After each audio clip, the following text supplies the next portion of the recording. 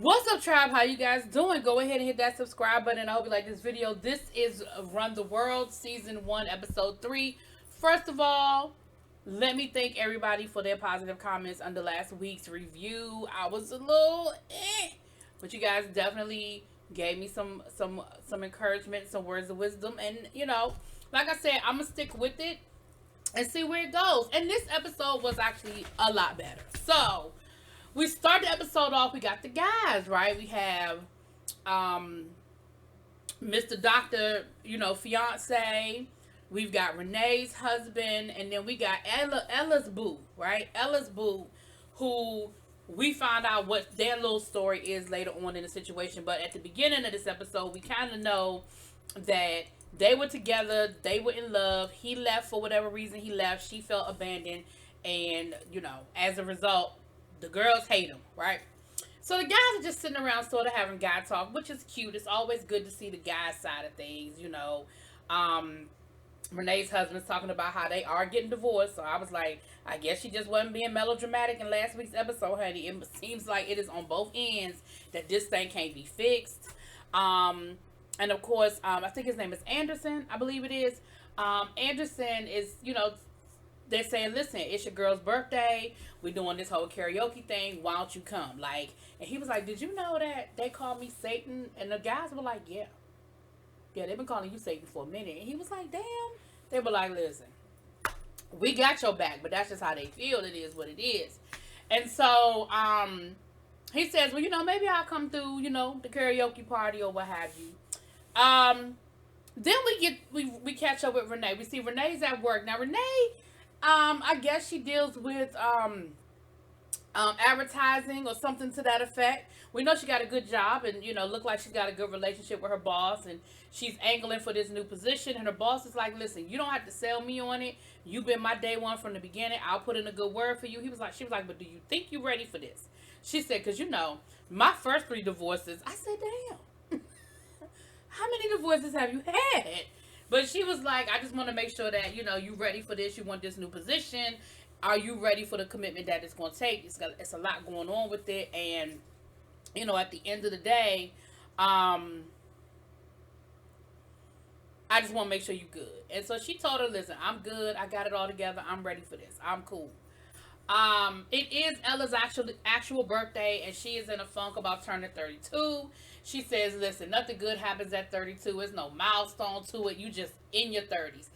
I'm going to be honest with you guys. I had friends of mine who straight up got depressed when we turned 30. In my friend group, when we turned 30. And I was just like, I don't know. Knock on wood, birthdays have never depressed me. Even milestone birthdays, I've never had that mindset. So, Ella is sort of in a little bit of a funk because, of course, she had this great career. She was a published author, and then it just didn't go well. It's sort of like that artist that has that great debut album, and they always call it the sophomore curse kind of thing. And so she's sort of in her feelings a little bit that she's sort of kind of back at square one at 32. But Renee is talking to her and telling her, girl, it is what it is. You better enjoy it. You better live it. You better love it. And we're going to party and we're going to make it do what it do, Now, down to the apartment with, Dr. Fiance, and I forget her name. Y'all know who I'm talking about. The other one. It's Madison. They're planning for the wedding, and they're looking at their registry and everything. And he starts letting her know that, he want about 4 or 5 kids. And she was like, 4 or 5. Now, that is the part from last week's episode that I did forget to put in my review. I guess by the end of the episode, I was just kind of checked out a little bit. But she did let her friends know that she was having second thoughts and maybe she, was having cold feet about getting married. And they talked her into, they did what good friends do. Like, listen, girl, y'all been in love forever. You just having cold feet. That's your man. Get past it. We got your back kind of thing. And it worked. And I do think that's part of it. I think part of what's going on with them, it is a little bit of cold feet. I don't think, that she doesn't love him, even though we do see the mistakes that was made, So, Ella's at work. She's at a movie premiere, and she runs into the old dude that she used to work with, the one that she went home with on the first episode, the Asian guy who kind of couldn't get it up. He said he had whiskey dick, And, he's like, I'm a little embarrassed about how things went down. And she was like, don't even worry about it. It is what it is. She made him feel real cool about how the situation went. But they're at this press junket, and it's a new movie. It's a little rom-com, black rom-com, and she's waiting for her turn to talk to the star of the movie. And the movie is basically, black woman, successful black woman, can't find a man, freezes her eggs, and ends up, after freezing her eggs, ends up falling in love with her sperm donor, right? We've heard it. It happened. It is what it is. So she's like, listen, this is just a whole, like,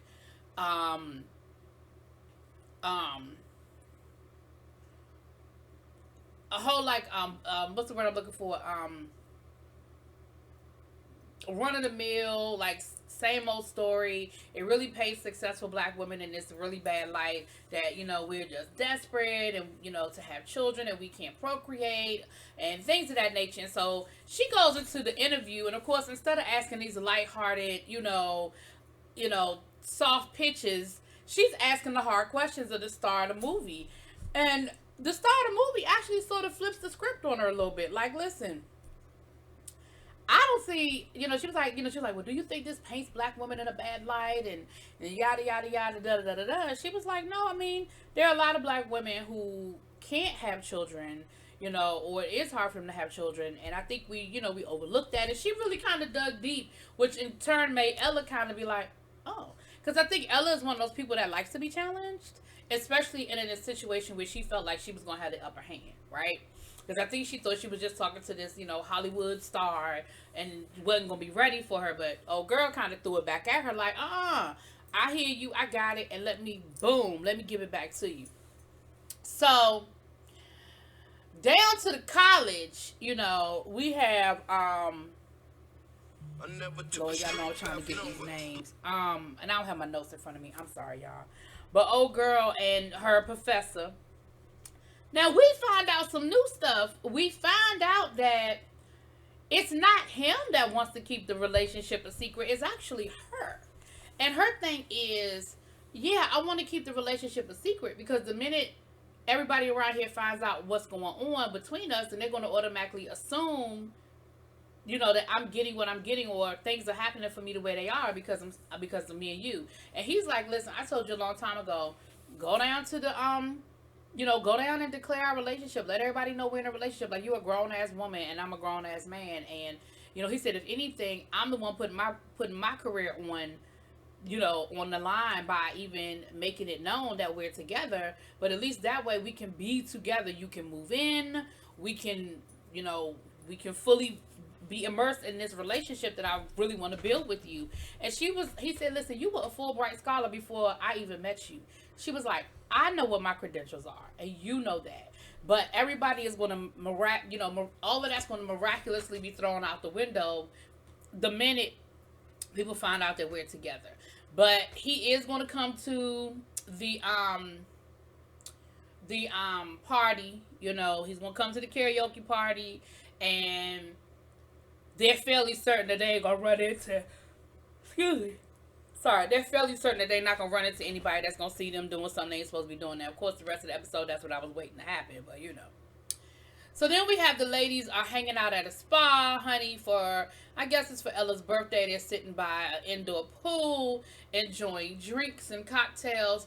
And Ella decides that she wants to have this whole conversation about, women and children and having kids and all those great things.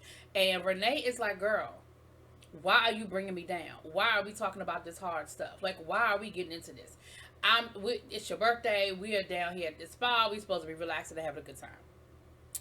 Then Miss Madison is letting them know that she ain't ready to have no kids. That, her husband or soon to be husband is ready and to drop and have some kids. And she is like, listen, I just don't think that just because you get married, that means it's time to start having kids. Like, I'm good.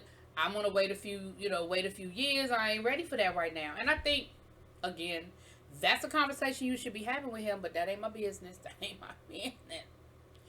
Now, we are at the karaoke party. My girl, Erica Alexander, is back in here. And she is at the party, and Ella is like, oh my goodness, where are my friends? Child, that damn Erica Alexander gets up and sings Ooh La La by Tina Marie, and she is getting it. You can't tell her that she ain't doing a damn thing. Now, it looks like they have rented out this, like, private room. I don't know if this is the type of club that has, like, a bunch of little rooms. You can have your own little private karaoke party, which is a cute-ass concept. Like, I really wish I could find a place like that around here. One, because of COVID, it keep your numbers down. And two, you know, there are people who, like, I'm one of those drunk karaoke people. Like, I gotta be, like, I can't be around. Listen, I gotta have a couple of liquid courage in me before I get up there. But I feel like if I knew I was just gonna be in a room full of people that all I knew was them and all they knew was me, I'd probably be a little more open to it. But anyway, but it looks like fun, and they are coming in Dr. Fiance and Madison, they came in full costume. They did Nelly, and she was Kelly Rowland, and he was Nelly, and they was ready. You couldn't tell them they wasn't doing a damn thing, okay? And it was cool. It was really a good time. And then, you know, Professor shows up, and he sings Tribe Called Quest. You know, I mean, you know, rest in peace, Five Dog. And she was singing, what did she sing? She sang Gladys Knight. And listen, everybody is having a good time until who walks in the door? Community Bean. Now, come to find out, Renee had invited Community Bean to the party because Renee was like, listen, I am ready to get my freak on, and since I done already had sex with him, I'm keeping my body count down. So, yes, I invited him. Now, of course, Madison is freaking out because yeah, she slept with him like the week before. You know what I'm saying? Or 2 weeks before, however long ago that was. You know what I'm saying? And she ghosted him. Now, he is looking at her from the minute she walks in the door. He is looking at her. She pulls Ella out in the hallway to let Ella know, listen, I slept with old boy. So, yeah. And Ella was like, well, first of all, why the hell would you sleep with him? And second of all, what you want me to do about it? Like, he here now. Like, honey. They go back inside. Now, she was supposed to be Kelly Rowland, but she really looked more like Vanessa Williams in Soul Food. I mean, yeah, Vanessa Williams in Soul Food, like the movie Soul Food. But anyway, moving on. And we go back inside, and Dr. Fiance starts singing The Prototype, you know, by Andre 3000.